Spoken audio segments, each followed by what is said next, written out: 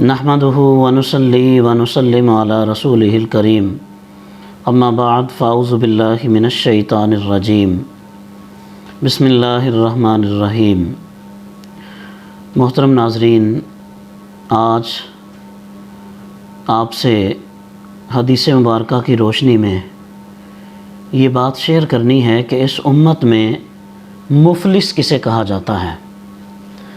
کہ ہمارے اپنے پیمانے اور معیار ہیں کسی کو مفلس یا کسی کو امیر اور غنی جاننے کے۔ تو کیا یہ ہمارے پیمانے درست ہیں یا اس میں کہیں کوئی کوتاہی ہے؟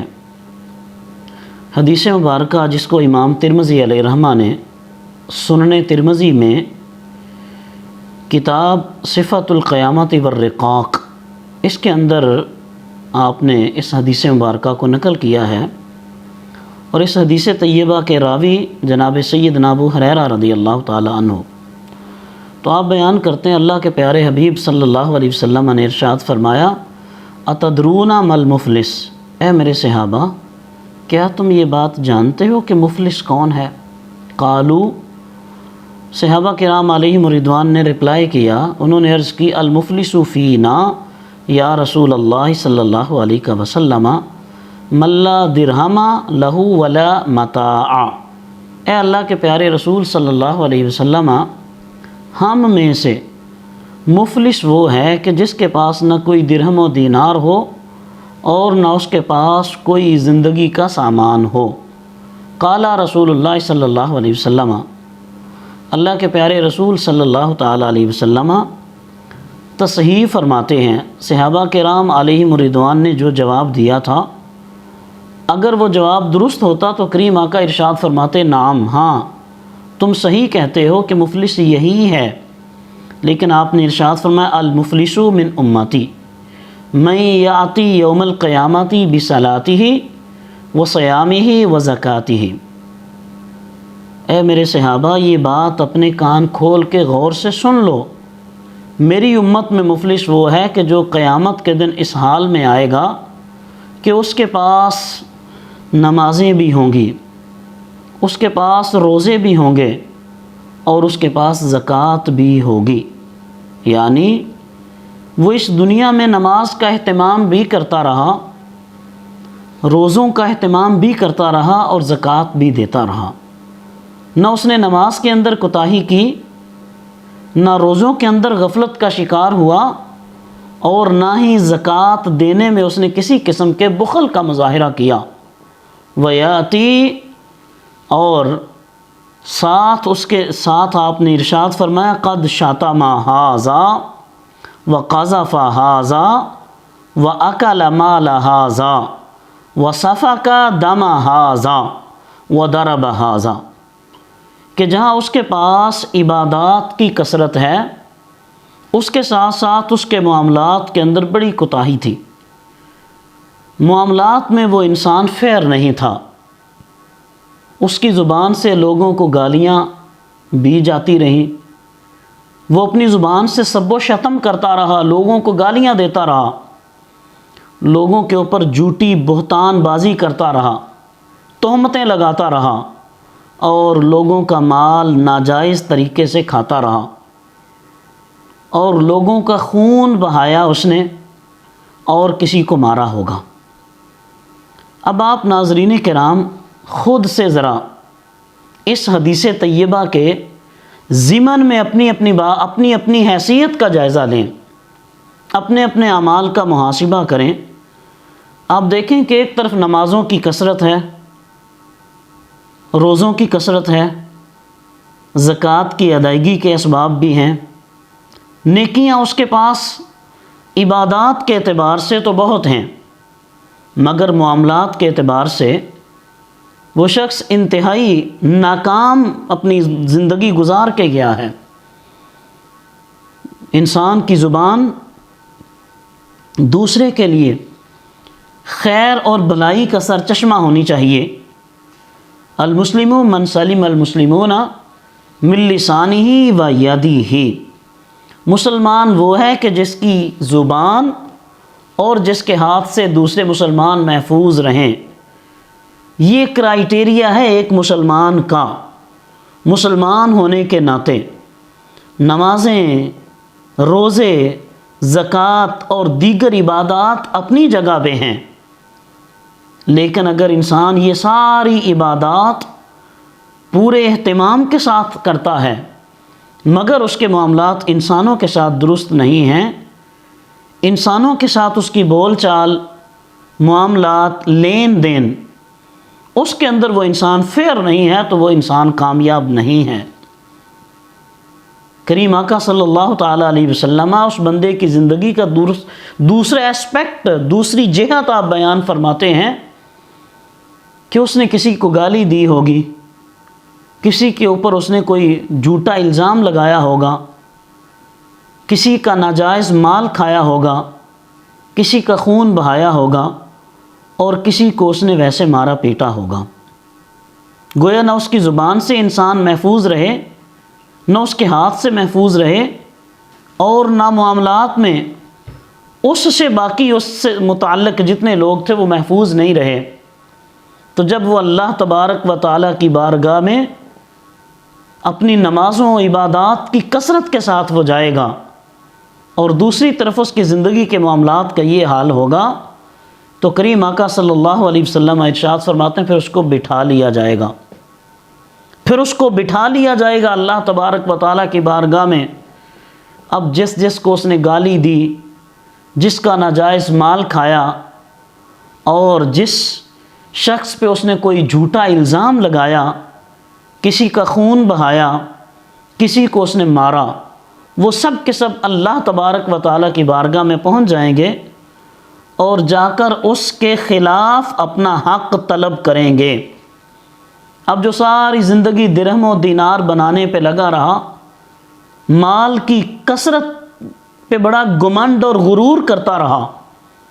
اب بتائیے اس دن اعمال کی کثرت بھی ہے،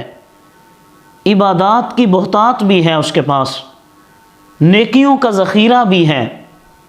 لیکن جب اس کے ساتھ معاملات میں جن کے ساتھ اس بندے نے ناانصافی کی ہوگی، وہ سب کے سب اللہ تبارک و تعالیٰ کی بارگاہ میں حاضر ہو کر اپنے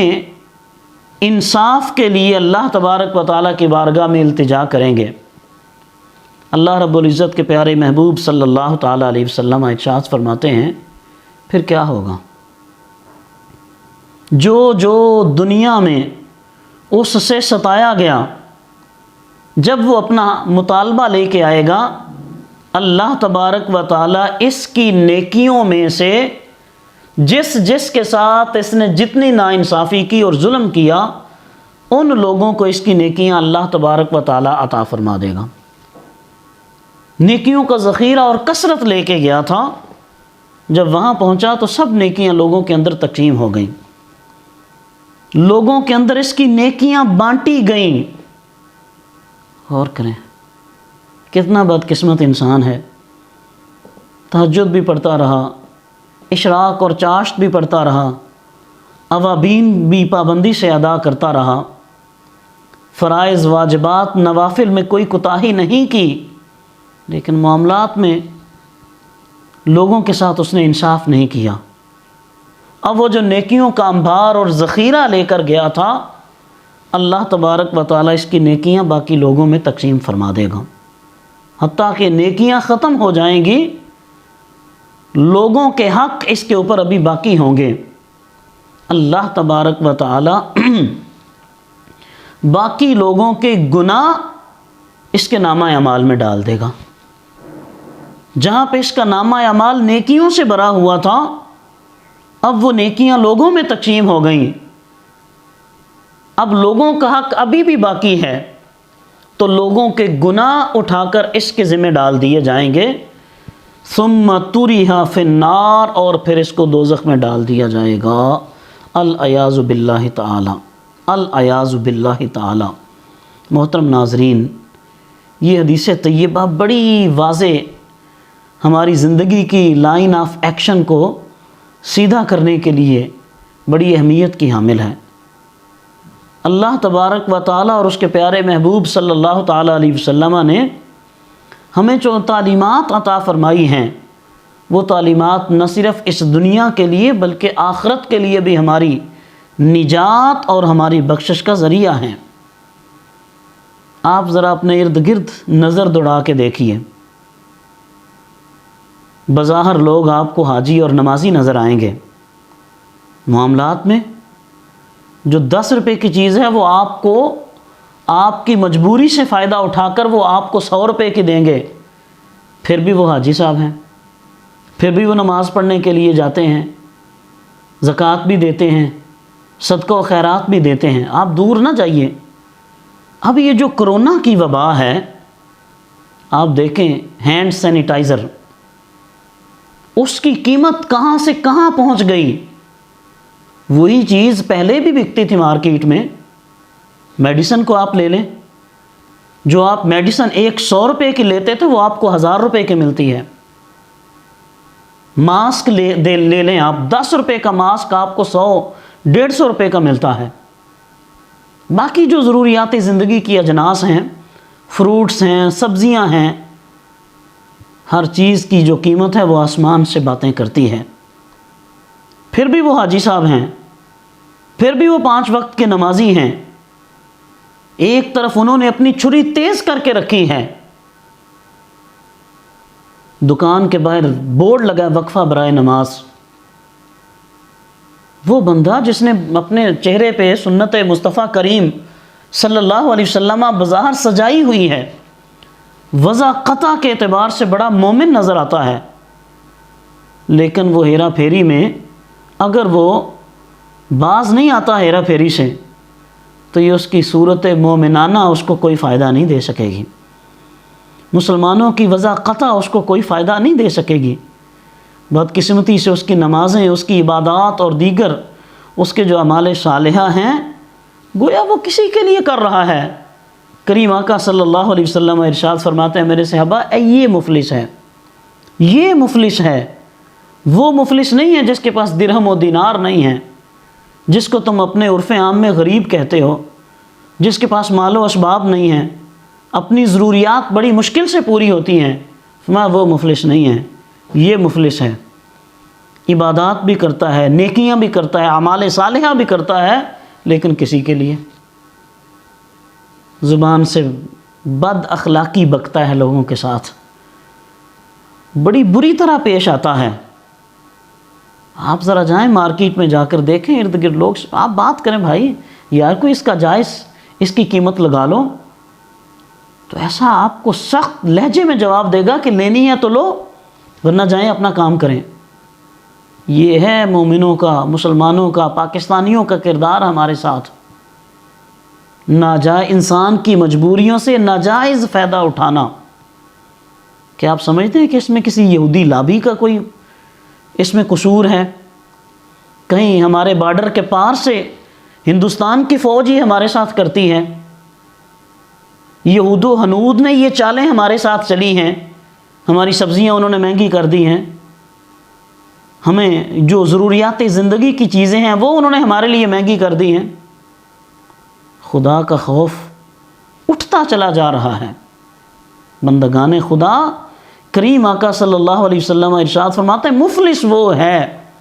نیکیاں کرتا ہے لیکن وہ کسی کے لیے کرتا ہے، قیامت کے دن اس کی کوئی نیکی اس کے کام نہیں آئے گی، اس کی نیکیاں لوگوں میں تقسیم کی جائیں گی۔ اب آپ بتائیں 10 روپے کی چیز ایک حاجی صاحب اور نمازی صاحب آپ کو 100 روپے کی دیتے ہیں، وہ 90 روپے جو ہیں وہ آپ کا حق ہے۔ قیامت کے دن اللہ تبارک و تعالی آپ کا یہ حق آپ کو دلائے گا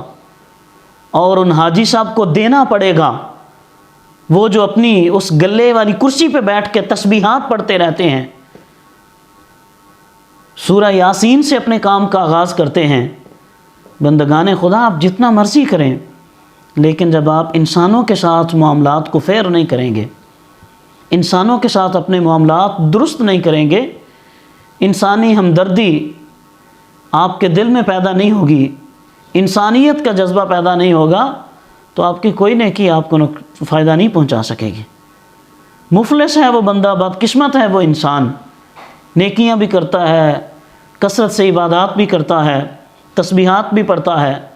اور ماتھے پہ اس کے بہت بڑا محراب بھی بنا ہوا ہے، اور ہر وقت اس کی زبان ذکر سے تر رہتی ہے، لیکن اگر اس کے معاملات درست نہیں ہیں تو دوستو یہ ساری اس کی عبادات لوگوں میں تقسیم کر دی جائیں گی اور یہ مفلس کا مفلس ہوگا۔ اللہ تبارک و تعالی ہم سب کو عمل کی توفیق عطا فرمائے، اور انسانیت کے ساتھ ہمدردی